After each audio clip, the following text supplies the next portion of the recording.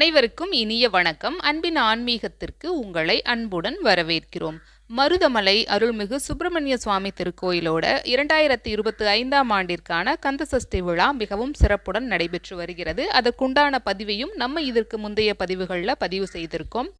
28/10/2025 செவ்வாய்க்கிழமை திருக்கல்யாணம் நடைபெறுகிறது.